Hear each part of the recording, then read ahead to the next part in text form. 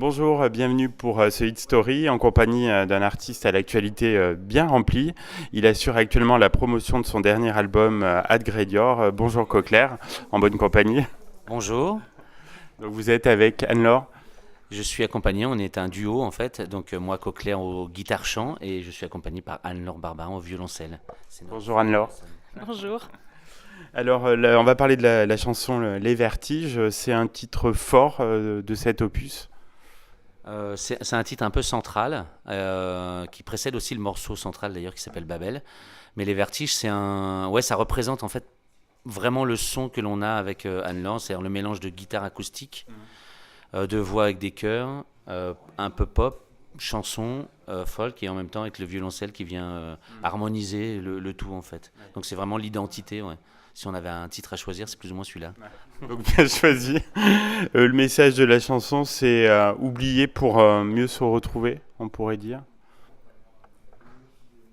Alors oui, c'est ça. C'est qu'en fait, l'idée générale de l'album a été inspirée par une personne qui s'appelle Albert Jacquard et qui parle beaucoup de l'éducation, de l'école, de la compétition, etc. Et donc en fait, on a un morceau qui parle exclusivement de la compétition et je voulais parler de le fait de se retrouver, d'oublier un peu des fois ce qu'on apprend actuellement pour plus se retrouver en tant qu'être humain.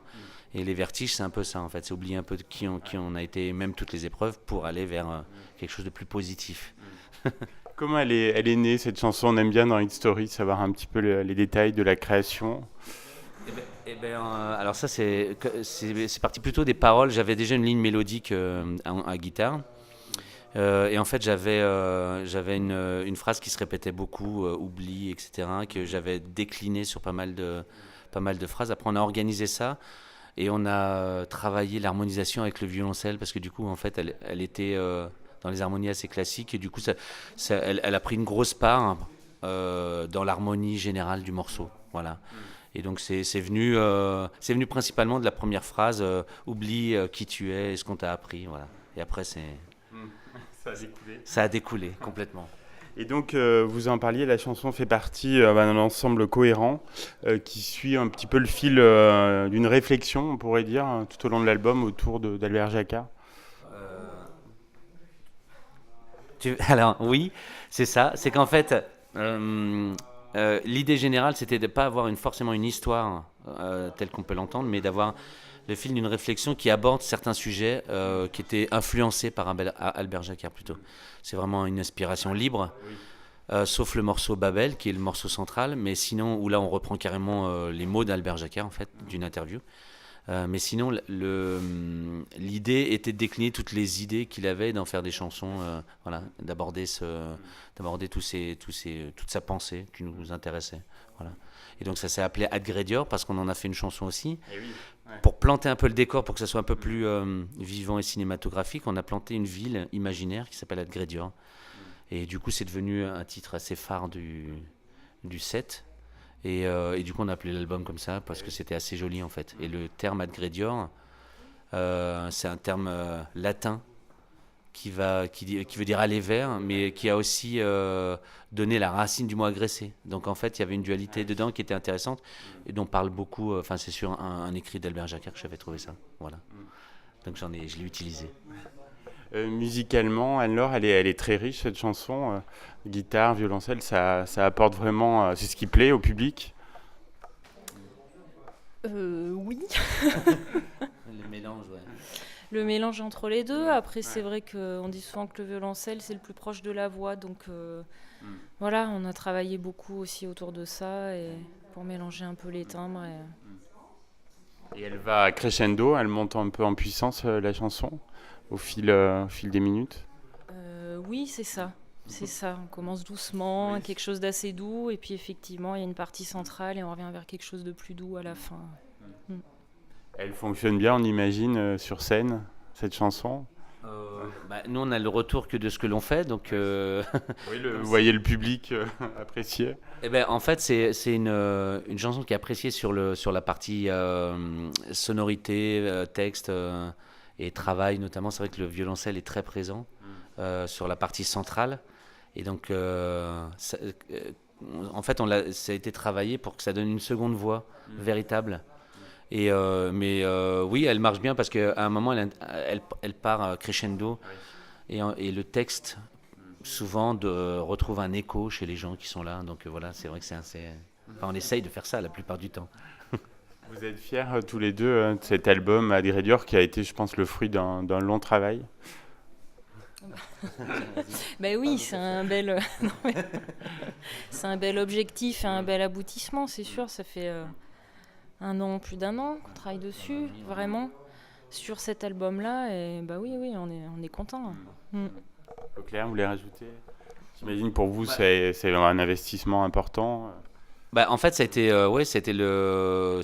un long travail de maturation parce qu'en fait, on a pris une première année où on a joué certains anciens morceaux que j'avais pour trouver quelque chose à intégrer en duo. Et c'était pas si simple en fait parce que intégrer un instrument comme le violoncelle qui est très riche, à des moments, il a fallu travailler ça. Et après, en fait, dès qu'il y a eu l'idée générale d'Ad Gredior, après, ça a plus ou moins découlé. Après, on a beaucoup travaillé les sonorités, la partie duo, et notamment sur l'album. Et on a voulu garder, ça c'est important, on a voulu garder le fait que la sonorité reste exclusivement sur la guitare, voix et violoncelle. On a très peu rajouté d'artifice, en fait, autour.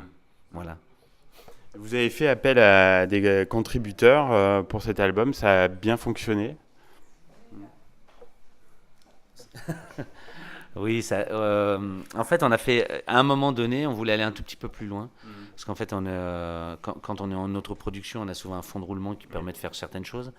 Mais là, on avait un objectif un peu plus important. Donc, on a fait une campagne Ulule. Je ne sais pas si on peut les citer. Oui. C'est pas de problème. Et oui, ça nous a fait... déjà, en fait, ça a fait travailler déjà la partie communication sur l'album pour les sorties, voir les premiers retours, voir comment il a... Voilà. Oui, vous avez impliqué le public. Oui, exactement. Et d'ailleurs, on avait choisi en partie les Vertiges pour faire un teaser qui est sur YouTube, que vous pouvez retrouver. Non, parce que ça marquait bien en fait la sonorité de l'album. Donc c'était voilà, du coup ça engage un peu les gens aussi dans le projet et dans le suivi. Et on a fait un clip avec ces mêmes contributeurs. Oui, tout à fait, j'allais vous en parler. qui s'est tourné et qui sera certainement prêt cet été. Donc ça c'était aussi pour vraiment lier un truc avec le public en fait. Voilà, c'était assez cool. Est-ce que vous vous êtes fixé des objectifs avec cet album, éventuellement toucher un public plus large? Enfin, on imagine que vous aimeriez qui plaise au plus grand nombre. Oui, je pense que c'est un objectif commun à tous les artistes, je pense, qui produisent un album. Non. Et oui, en fait, nous, l'objectif principal était déjà de réaliser ce projet, parce qu'on a beaucoup travaillé sur l'artwork, sur les pochettes. On a voulu que ça soit cohérent. On a fait tout un tas de recherches, l'ordre des chansons, les sonorités, tout ça. Et après, ce qu'on veut, comme on le fait aujourd'hui, en showcase, ce qu'on a envie, c'est de le partager le plus possible sur scène. Donc, en espérant que ça nous ouvre le plus d'ouverture scénique possible, en fait, parce que c'est là où c'est le plus intéressant à défendre et à en parler. Voilà. Justement, il y a des dates de prévues dans l'été. J'imagine que vous allez pas mal tourner aussi dans la région. En fait, on a d'autres activités en parallèle musicales, notamment Anne-Laure, qui, comme tout musicien classique, est pas mal pris à des moments. Mais sinon, oui, en fait, on a principalement les scènes où il faut aller voir. On a le festival de Montluçon de la chanson française, une date à Volvic aussi en août. Donc ça se passe le 16 août à Montluçon et le 23 août à Volvic, où là on a des scènes estivales qui sont très sympas. Après on va jouer certainement courant de fin d'année à la Dodoche, mais la date est pas totalement déterminée, ça doit être en décembre. Et après on fait des lieux un peu associatifs. On a la Lune Rousse dans l'Allier, on a des lieux en Ardèche qui vont venir l'année prochaine, qu'elle ne sait pas d'ailleurs. Une exclue.